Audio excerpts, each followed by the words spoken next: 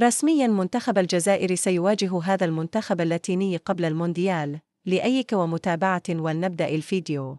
كشف مصدر خاص لموقع وين أن منتخب الجزائر سيواجه خصماً لاتينياً في الولايات المتحدة الأمريكية في آخر اختبار ودي له قبل مشاركته في بطولة كأس العالم 2026، والتي سينافس فيها ضمن المجموعة العاشرة إلى جانب منتخبات الأرجنتين والنمسا والأردن.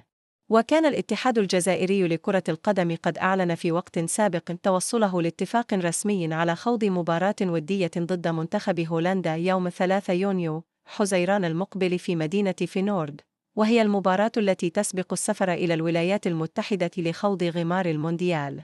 ولا يزال مسؤولو اتحاد الكرة يعملون من أجل ضمان مباراة ودية ثانية قبل بداية كأس العالم، حيث تم وضع قائمة ضمت بعض المنتخبات في الفترة الأخيرة، لكن بعض العوائق حالت دون التوصل لاتفاق نهائي لترسيم المواجهة حتى الآن، في وقت طلب فيه المدرب فلاديمير بيتكوفيتش أن تقام المباراة في كنساس سيتي.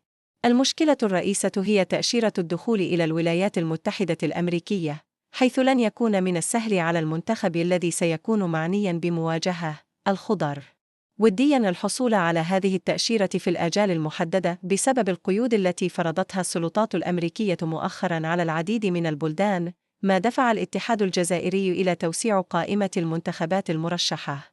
ثانياً، منتخب الجزائر يواجه فنزويلا أو بوليفيا ودياً قبل المونديال. كشف مصدر خاص لموقع وين أن الاتحاد الجزائري دخل في محادثات جدية مؤخراً مع اتحاديين من أمريكا الجنوبية، ويتعلق الأمر بكل من بوليفيا وفنزويلا، أملاً في مواجهة منتخب أحدهما في كنساس سيتي، حيث أكد المصدر أن المناقشات تسير في الطريق الصحيح، ومن المتوقع أن يتم الاتفاق في الأيام القليلة المقبلة.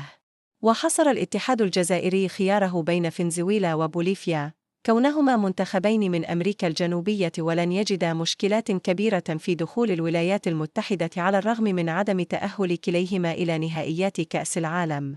كما أن بيتكوفيتش طلب مواجهة منتخب متوسط المستوى قبل أيام قليلة من مواجهة الأرجنتين المقررة فجر يوم 17 من يونيو المقبل في كنساس سيتي.